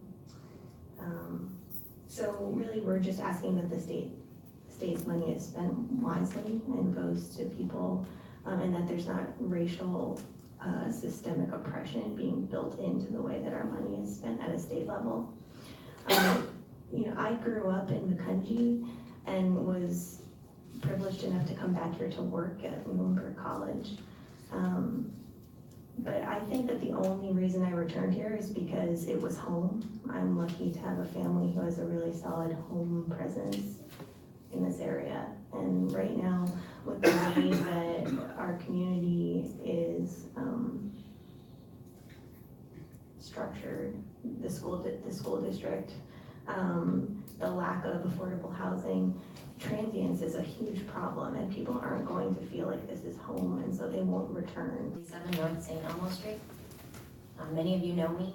I'm quite active in the community, and I want to talk specifically about paid sick leave and the impact that it has on someone like me. I am the bearer of an invisible illness. I have a kidney transplant, And although the transplant time itself would cover under disability, my sick time for doctor's appointments and everything preceding it and everything since is not covered by almost any employer anymore. In recent months, I've also adopted my niece, who was born into the opioid epidemic. And being born polyaddicted, she has issues that come with that. And so there are neurological appointments, and there are other appointments that come up for her with the adoption process. And we're seeing more and more of these type of situations occur where family members have to step into these spaces. And as a first-time mom with this type of situation, having an employer not cover a day that I need to take off to take care of the child that most of our government is imploring families to do, as opposed to having our systems pay for kids. We're not seeing the support of people like myself, of grandmothers, of aunts who step up into this space and become moms at 44 years old, who become moms at 65 years old because of the other issues that are impacting us economically, which is the opioid epidemic. I advocate specifically for paid sick leave to be something that you address as soon as possible, because these issues are growing in our communities, not just stemming from my particular issue, but stemming from mothers who are forced to work multiple jobs. We saw a daycare close down in the NIS zone that impacts families directly in Center City, Allentown, because those parents that could pick up the bus stop right there no longer have that daycare as their option. And so now you have families that are being forced to work multiple jobs with lack of care, where grandmothers have to step in, where aunts have to step in, and people need these paid sick days to take care of their kids, but they're at risk right now of losing their second job or their first job. So the impact on women in the community is exponential with all of these factors taken into account. So I ask that you really consider what we've all presented today as things that are humanitarian effort to our city, to not only make us the beacon that we've spoken about, but to make us better human beings. Thank you. Thank you very much. Can we have your name and address for the record, please? Hi, my name is Jody, and I live at 1612 Chew Street in Allentown. I just wanted to follow up on the timeline of things and just go over and thank you guys for listening to us. I hope you listen to all these points. Me being someone who graduated with a degree in social work, I have literally worked every job in Allentown. I worked at Dorney Park from 15 to 17. I worked as a daycare provider where I made $12 an hour as a lead teacher with a degree. I also worked at Children and Youth through Law College, and I interned there, and now I work as a community organizer for Next Gen. So I have seen how the minimum wage has affected people. I have seen how paid leave has affected teachers, especially during cold and flu season, where you cannot miss a day because they cannot afford a substitute. And you were forced to work with the flu. That has happened to all our teachers got sick at one point and had to work because there was no one else to come in and work at the daycare. And parents were forced to bring their kids in because of Title IX guidelines. I've seen kids at Dorney Park. There was a foreign worker there who was killed because of unsafe conditions with a bus stop. I have also seen people in Allentown through community organizing who are now homeless. And because of people trying to clear homeless, they turn the electric off at certain points, and they have nowhere to charge their phone or charge their chair, and they are doing nothing more but just trying to live. So I think it's important to take all these things into consideration and to think about what if this was you or what if this was your child. So for our follow-up, we are asking in the 2019 budget to see, to recreate a director of the Human Relations Commission and also to have a staff. We are also asking to see the wage for all city employees and contractors.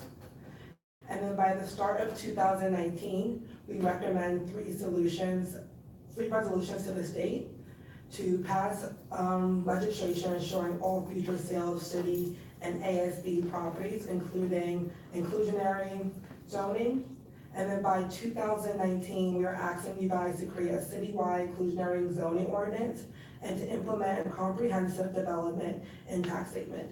Thank you very much. Thank you very much.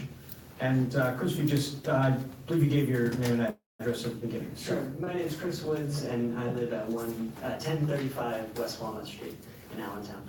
I just want to thank you all for listening to all of the members of the Allentown Coalition for Economic Dignity and our partners. These issues are very important to us and very important to the city, and we appreciate that you've taken this seriously. This group brought forward dozens of city residents and is representing dozens more who could not be here tonight.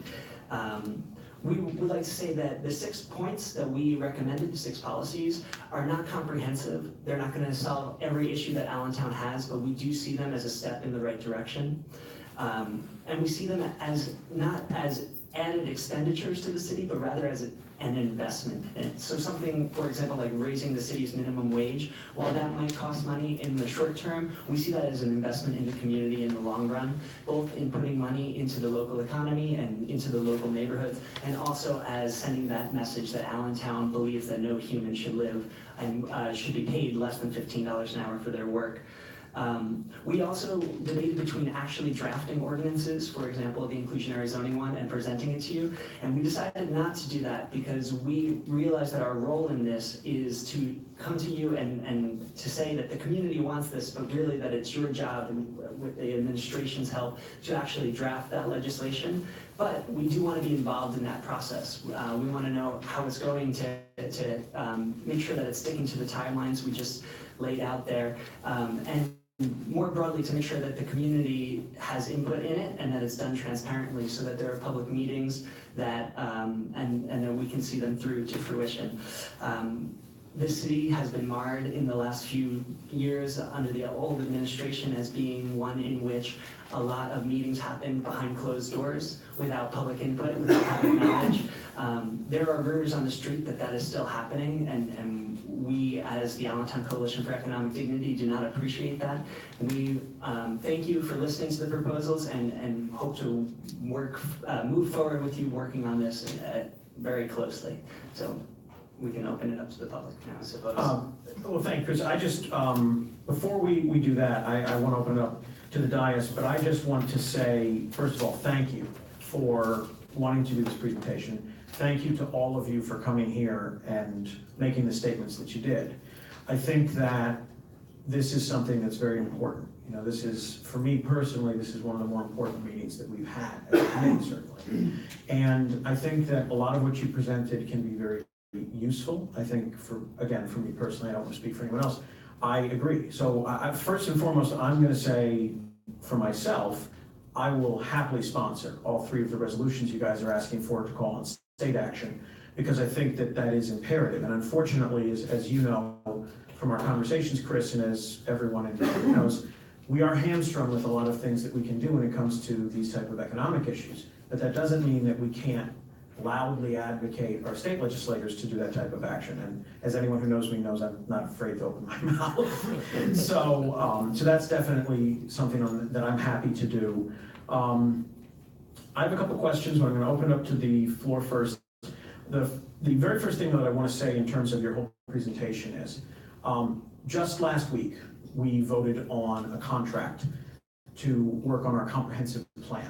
That will involve not just city staff, as a lot of municipalities do, but we're bringing in a consulting firm because we're doing something that hasn't been done in Allentown before, which is we're going to have an economic development component as part of our comprehensive plan. So it's not just land usage, it's also going to involve economic development. And I'm very happy that Mr. Leitner and Mr. Stewart, who runs our planning department, are going in that direction, because there's not a lot of cities and municipalities in Pennsylvania that have done that, and I'm glad that we're leading the way on it. What I'm going to do is the presentations that you gave to us, the PowerPoint presentation that you're going to send to Mr. Hanlon, I'm going to have those forwarded on to Mr. Stewart as we get started on the comprehensive plan approach, because a lot of this stuff would be appropriate to fit into a comprehensive planning model. I'm also going to ask that he and his staff review the presentations that were done tonight, because we do videotape every meeting, so they have the ability to do that.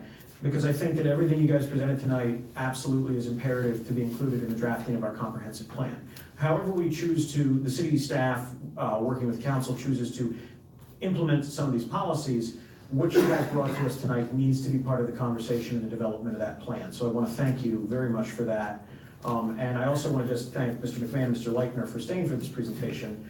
You know, as all of my colleagues up here can tell you, the previous administration would not have allowed administrative staff to stay for a presentation like that. So the fact that they're here, the fact that they're taking notes and doing this is a real example of the fact that there is a lot changing in the city. We'll all admit that there's a lot more to go, but it's a very good step that we now have an administration that wants to participate in these conversations, especially publicly. So I'm going to open it up to anyone from council that has any questions or comments. I don't have any questions, but I do have some comments. First of all, thank you for coming, and your presentations were very good. And one of my concerns is, I don't remember who the person was that came up here and talked about the absentee landlords, how they're buying up all our properties. I'm also on the Blight Property Board, and I see how many we have, and we talked about possibly doing something about that. But it is a concern that they are just gobbling up our apartments, our buildings. Isn't there an ordinance now, you can't, if you buy a property, a single dwelling home, you cannot convert it into an apartment? That's on, so that, believe that can't be done now. Right? You can rent the entire home, but you can't. So, but you have to go through a lot of hurdles to do it. It's not the way it used to be. It makes it a lot more difficult. You can convert it, you convert it multi-unit into a single family home, but you cannot take a family home and convert it into a multi. Yeah, because my concern is that they do come in with cash. I know this is what's happening, and all the prices are going up. Also, I always, Alan Jennings had I felt a great article he wrote the other day in the paper where, and I've always been an advocate of this, that Allentown will change if we can have single family ownership. That's the key to all of this, and if there's any way we can work with that, these are my concerns as a councilman and a citizen of Allentown. I'd love to see single family dwellings, I'd like to see single family homes, and of course we'd like to, all of this with the prices of rent are just really, and we're going to try to do something about it. And I do appreciate you coming here, pointing out so many of the things that are concerns of ours, and the way you presented was great. Thank you. Thank you, Mustafa. Mr. Greedy, you had some comments you wanted to make. Thank you. First of all, I'd like to thank you all for coming over and speaking. Very well done, very well organized. And I truly enjoyed listening to you. A lot of the issues that you spoke about, we've been talking about in one way or another. There are some issues, obviously, that have to be done by the state, at the state level. And I would love to co-sponsor legislation with Mr. Robinson with regards to that. Some of the other issues, like inclusionary housing that we can do locally, Cece alluded to this, we did have a NAHAC committee that really didn't go, we had several meetings, public meetings, and a lot of recommendations. Eventually, the city did a study, and I think Mr. Leitner was also involved in where it wasn't feasible at that point, and it was, in a way, I think, contradicted some of the points that are in some of the presentation about inclusionary housing. Doesn't mean that we cannot revisit this issue. I think we can, and we didn't go further than that. And there was a change in administration and a bunch of other things that happened. But regardless of that, it's something that can be revisited. I see that, the LVPC, the Lehigh Valley Planning Commission, back in 2015, made some recommendation of that. I'm going to read that a little bit And further. these numbers were taken from that report. Yes, yeah, so I'm going to look into that further. I'm a member of the Lehigh Valley Planning Commission. I'm a board member as well, a commissioner. And so I'd like to get more information on that. In regards to minimum wage, I think it's a great idea that, there've been a lot of people talking about that for the last several years. But $15 an hour is more like a Sanders type of plan that he, wanted to do when he was running for president. And I think it's a good idea. I don't think you can just say, let's change it tomorrow, Right. but it could be an escalating type of system. Absolutely. Our recommendation is based off Pittsburgh's model, which is raising the cities incrementally, raising the Yeah. city employees. And that could be done. I was calculating, how much it would cost if we had like 800 people working, it's close to about $26 million. If we- Yeah, but the city's minimum wage for any position is already 10% above the 15, so that's the lowest wage that a full-time employee comes in. If you add in the city's benefits on top of that, that's almost equal to the $15. And we had talked about, vacation, the sick leave is very generous to the city of Allentown. I believe it's 21 days you get per year. As a union employee, you can accumulate it up to 120 days. Now, I'm going on my past, I don't know if they've changed it, but I don't believe it has changed. Vacation is 2 weeks after so many months for the first year, accumulates up to 25 days. In addition, there's, I believe, 8 or 9 personal days on top of that. I think there's more. It's about 12, I think, personal days. Well, and there's also. Not personal days, sorry. Holidays. Holidays. You got holidays, personal days, vacation days, and then you have sick leave. So in that respect, the city's well past where the city of Pittsburgh is. Right, and Mr. McMahon and I have corresponded about that, but we just want to reiterate that this is to city contractors and to seasonal work as well, not just full-time. And that's what I was gonna go into in regards to that minimum wage issue. And I think those are doable locally versus some things that have to be done at the state level. Right. And there are some things that I think we can do. I mean, the whole issue of probably hiring a human relations commission director. I remember when Phyllis Alexander used to be the director, and there were a lot of people. That's when I first started coming to city meetings back in the 80s. And I tell you, it was a great department, and there were people sitting in the dais who wanted to be mantled, and they were successful in doing that at that time.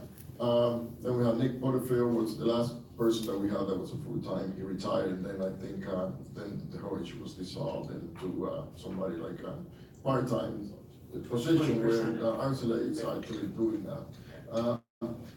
I think it's a good idea. I mean, we have to look to see how that can happen within the budget. I know you're looking for something at the next budget. We haven't gotten a presentation of the budget yet. That will come in as of November, hopefully. And there are other things that you mentioned. A lot of those issues, I think, concentrated primarily on those 6 issues.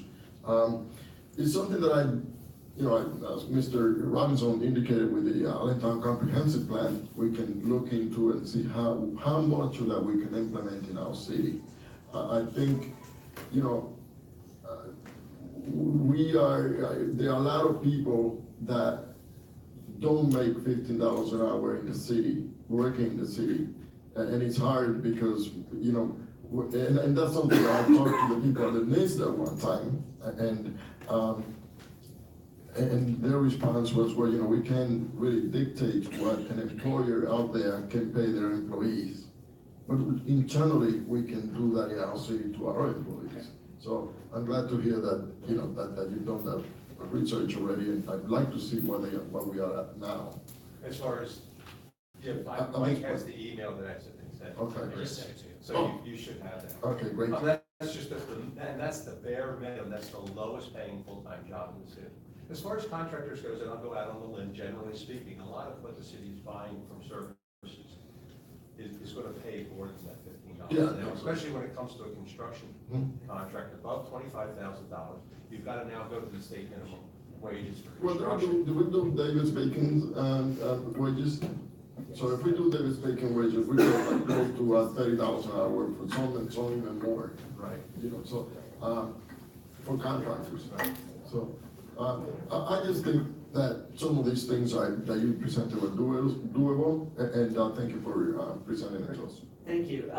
As far as putting it into the city's strategic plan, that sounds great, and we would love to see it included there, but we do want to make sure that it's not just lost in another document that sits on the government's page, website.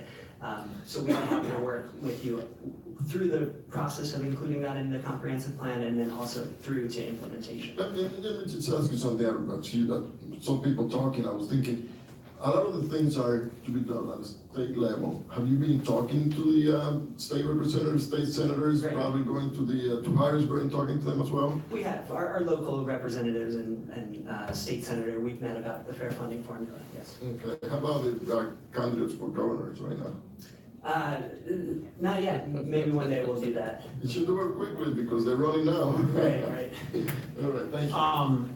Thank you, and the one thing, Mr. McMahon, if what you put together for Mr. Woods included this, then there's no sense in it, but if it didn't, could we just run a quick report of how many part-time employees we have that would be under the $15 wage? And, because I know some of the part-time employees are going to be around that because they'll be, in public works and things like that, they're paid a more commensurate wage. But if we could do that, and then what the seasonal workers, exactly, what the budget impact would be if we would do this, because obviously with the deficit we have, that makes it more difficult to look at something like that. Even a single job is something we have to really examine. But if we could have those numbers, Mr. McMahon, that would help as we go through this. Yes, we would very much appreciate that. Thanks, Chris. Mr. Hendricks, Mr. McLean, I think Mr. McLean, you had said you wanted to say something? Yeah, I want to excuse myself, but I want to thank you guys for the presentation too, but just to piggyback on what Mr. McMahon said, and not to diminish a clerk's position in the city, but we just approved the clerk's position at $44,000 plus benefits. So there are some jobs out there. The county website also constantly has jobs. Now, there are some that are under $15 an hour, and I'm not telling you to go beat down the county's door, but there are some hourly positions that, filling in type of thing. But there's some good paying jobs on there too. So if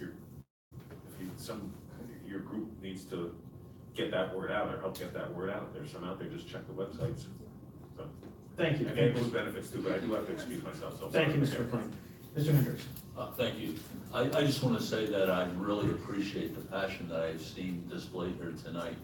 I know several of you that spoke tonight, and it really makes me feel good that we have people like you who are involved and residents of this city. Being a lifelong resident myself, it's good to see that passion and that you're really concerned. And I love this city, and I will certainly take everything that you brought forth tonight into consideration. I would just add this caveat though, and I think the chairperson mentioned it. We do have to look at that budget, of which we probably have some shortages going forward. So it's something we're going to have to take into consideration too. Understood. To reiterate, we do see some of these as an investment. Others, such as development impact statements and inclusionary zoning, don't require a single cent from the city. They would be financed through the developers. So believe me, I myself, and I know the rest of us, we will all take those into consideration and see what we can come up with. Great, thank you. Thank you all. Thank you very much, Mr. Hendricks. At this point in time, we're going to open it up to anyone from the public that has not previously spoken. Hi, my name is Erin Keller. I've spoken to you before. I did not speak with the wonderful group of people who presented earlier. I want to say how proud I am, how much I agree with everything that they have said, and how I hope that some of it comes to fruition. But given what's happened in the past in the city with council, the NIS, and the mayor's office, unless it's in writing and legislated, I feel that won't happen. I would like to read a couple names to you right now. These are the names of homeless people who have died out on the street. Their names are on One City Center at 707 Hamilton Street. That is our showcase arena and building. It's unfortunate as I read these to you. Nancy Bellotti Fulmer, 1957 to 2016. Who else do we have here? Eric McDonald, 1976 to 2015.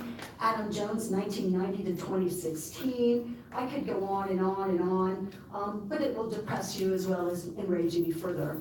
I want to say that we cannot have any discussion about what happens in the city of Allentown in the sense of equity if we do not discuss the fact we have no dedicated homeless shelter. And I have yet to hear from any of you your plans for making that happen. I would like to read for you what I have to say about this and what I put online, because frankly, I feel like I'm beating my head against the wall. I've spoken before you 3 times. I've spoken at churches. I've spoken in PBS. I don't know what else I can do. So this is what I have to say to everyone. I and others have spoken multiple times in a myriad of formats about the fact that over 6 million, now $1 billion has been spent on luxury housing, office space, and event forums, and yet we still have no dedicated homeless shelter and affordable mixed income housing in the city of Allentown, and blight remediation continues at a snail's pace. The press has mostly disdained our concerns and continues to cheerlead the NIS in its efforts to lure and please white millennials there while ignoring the millennials of color who are currently struggling in our downtown neighborhoods. Over $140,000 was spent to uplight the Soldiers and Sailors Monument, and over $845,000 has been proposed to beautify an alley behind the strata so that white people aren't afraid to walk there. Yet our winter warming shelter closed 2 weeks early due to a $25,000 HUD grant that had not yet been received by the city. I've spoken to you about that before. This is shameful and unacceptable. It is also a cautionary tale that having a majority of Democrats in office does not ensure that the needs of all the people will be met. We have seen corruption, cronyism, and the Good Old Boy Network help a select group of individuals, primarily white, reap the benefits of building in the news while the minority majority citizens of Allentown continue to suffer from a lack of affordable, decent housing. Many of our schools experience high transient rates, some as high as 90% due to housing insecurity. It has been over 30 days since I spoke in front of the NISDA board, and all of you were invited to come to that, as well as all of the people in the city. I will kindly finish. And requested that they either commit their efforts to a dedicated homeless shelter, affordable mixed income housing, and blight remediation, or resign and get out of the way so that those who can do will. I promised to engage in the all-America pastime of litigation, and I am getting my ducks in a row to sue the city of Allentown, the mayor, city council, and the NISDA board. I and others have kindly requested, cajoled, and demanded equity for our city. It is said that the definition of insanity is doing the same thing repeatedly and expecting a different result. I refuse to play the part of demented mommy by verbally, repeatedly spanking our elected and appointed city leaders to try to get them to do the right thing. So I plan to sue. While morality appears to mean little to the major players in our city government, money talks. And to the people behind me and to the people of Allentown, I say, I need your help. Are you willing to be listed as a plaintiff in any suits? At this point, I'm thinking of suing for $75 million. I figure after the lawyers do all of their things and everybody gets their cut, there might be enough left for mixed income housing, a dedicated homeless shelter, and blight remediation. Thank you. Mr. Heffentrager, could you please give your, you gave it earlier. Ed Heffentrager, and I represent the Allentown Tennis Association. Sometimes when I speak, I offend people and blame people. We've had, since 2011, the Allentown Tennis Association has been here hundreds of times. Every single thing mentioned, we have brought up, everything, with the exception of the minimum wage. And then some other things. And I am hoping that Chris Woods and the rest, I hope it's their time. Because unfortunately, we had to deal with that disaster on the 5th floor. We were stonewalled every step of the way. City officials were told not to speak to us over and over and over again. I'm hearing him now, he's spoken this person, fantastic. I hope so. I spoke to CC Girl out there and Chris Woods about a couple of these issues. There's no hidden thing that we don't necessarily support inclusionary housing, zoning. We don't think necessarily it's a good thing. We're open-minded and we're going to continue to listen. I hope we get to listen. Number 2 on this actually seems to be more for ASD. The Development Impact Studies Ordinance, how many plans have come before here? And that's what happens to them. Nothing. The NISDA board has been around to go with the good old boy mentality, basically. Because it has. They had something in front of them that said that they were supposed to recognize a plan with some kind of affordable housing, some kind of blight remediation with every single plan that came in front of them. No plan ever even look at it. All of a sudden, this year, now they're looking. Now all of a sudden, it is, okay, let's talk about Blake, let's talk about this. We've been talking about since 2011. And I tell you, you didn't see me a lot earlier this year because I was at the point of quitting. That this was done, that I've been sick of it. Because we've talked this over and over again. We've been in front of business since day one. We've been in front of every single board this city sees and see almost nothing move forward. And we know a lot of this came from upstairs, different council. So we just, we think, here we go, we have a couple new members, we've got a little bit of change here and there, let's start listening. Then I just actually started a little while back, seeing Mr. Bush posting things, talking about things, and more. And it finally got me a little bit back in full motion here to get back on it again, because you know what, at least, like a couple of people mentioned, there are new people coming in wanting to see something happen. And I pray to God that you're really, really listening, because I know that in the past, I thought most were listening, but unfortunately they were listening more to upstairs. Oh, don't talk to them, don't talk to them, don't listen to them. I mean, we've heard it over and over again. If I had a list of public city employees that told us that they were told not to talk to us, it's immense. We've seen a violation of the Sunshine Act so many freaking times. I had the Attorney General on speed dial for this board until they finally got their act together. A couple of things were mentioned about, deconversions and conversions, and, there's no actual ordinance against converting, but the zoning board has since day one been actually fantastic in stopping it over and over again, and halting it. Which we could see more deconversion, but I'm gonna maintain one thing that we've always maintained in the tennis association. Blight is the number one issue. It is the number one issue to start from. That has to go more full bore. We really, really, really need to just find as many people. May I just ask you a question then? Okay. What would you support as opposed to inclusionary housing? I'm not sure I got a perfect answer for that one. Or zoning? No, the zoning, though, I have yet to see something that. So you're against it, right? Right now, we're not for it. We're not saying we're totally 100% against it. We've never supported at this point. Until he's showing something of a city of comparable size and a city of comparable status. In 2011, when we first started coming up here, it was 24.5% at or below the poverty level. 2012, it was 27.9. NISDA even just said it, as well as Lehigh County Planning. Now Allentown is at 32.9% at or below poverty. We are going in the wrong direction. The mayor promised all the thing about jobs in the PP&L Center. When was the last time they had an event? I've known so many people that work there. That's not sustaining. They're out there talking about asking for $15 an hour. But the latest report coming out says in Pennsylvania, the sustaining wage is $17.75 to survive.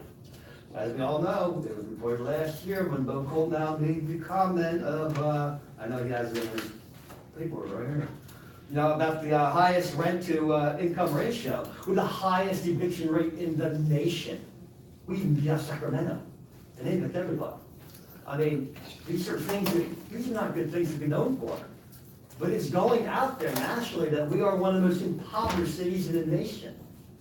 This is horrible, and I'm hoping, though, that now is the time that all of you are going to listen, that more meetings are going to be discussed, that we have more people in the city government that are actually allowed to listen now, and that these people that have come out say, thank you all. That's fantastic, because you know what? Over and over again, we've come to meetings and nobody else speaks, and finally, people are starting to come out and speak. You'll hear more of me tomorrow, so I should really stop before you. So anyway, so that's what I got to say. I hope there's a lot more discussion about this. There has to be the right way to do this. But I hope also one thing, really important in my opinion, is I hope council members start putting pressure on the NISDA board themselves. Watch her video on of the NISDA board. I think Robert Trotman had it on his site. They're so nonchalant in there towards her. And she's bringing up great point after great point. You see why she's getting angry here over and over again. And worse than that, There's no talking from the go. But I mean, she's very big though, seriously. I wish you guys would talk with us. Thank you very much, Mr. Heffentrager. Can you please state your name and address for the record, please? Yes, Valerie Chambers. I live at 1600 Lehigh Parkway East, Regency Towers.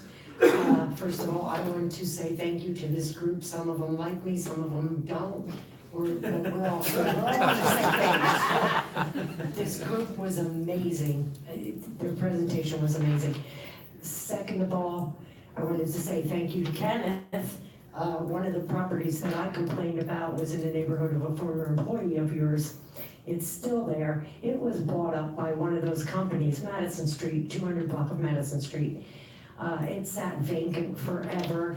It was known as the Madison Street dump. Everybody dropped their TV sets off in the alley, whatever.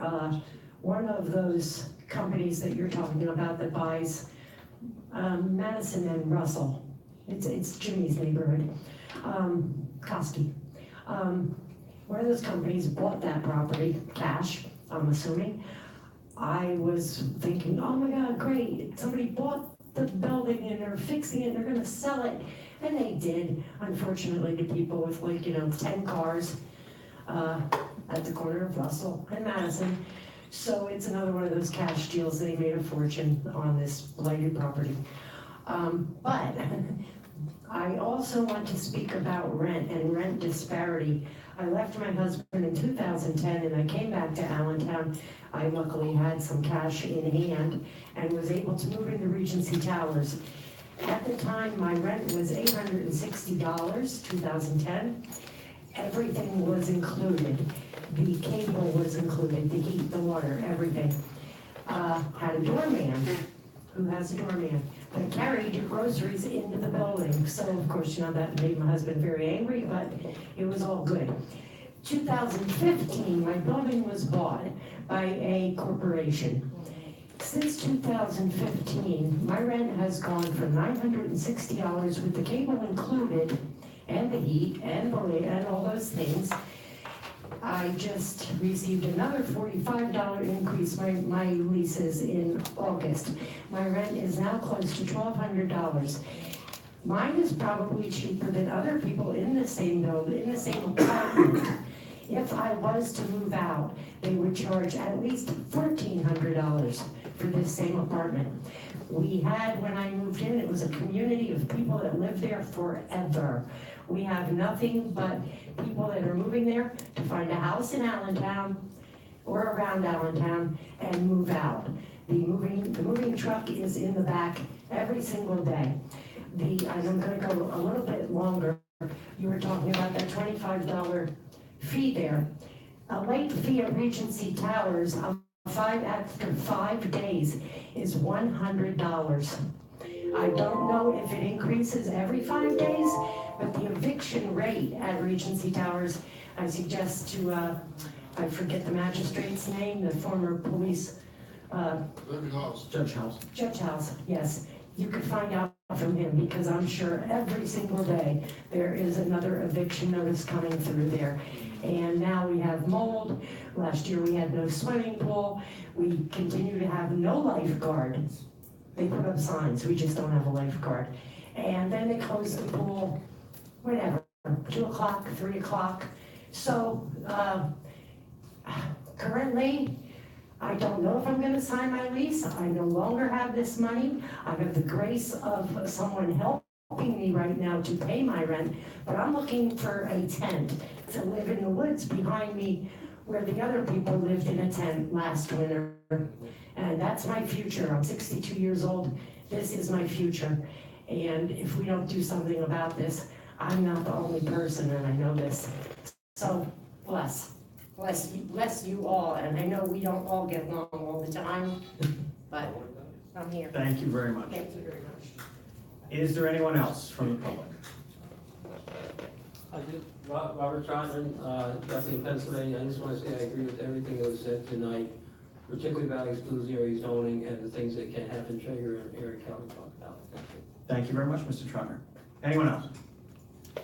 All right, seeing no one, I'm just going to again thank all of you for coming, my colleagues for being here, and the administration. It was a long conversation, but I think it was an excellent conversation and a very productive one. This meeting is adjourned.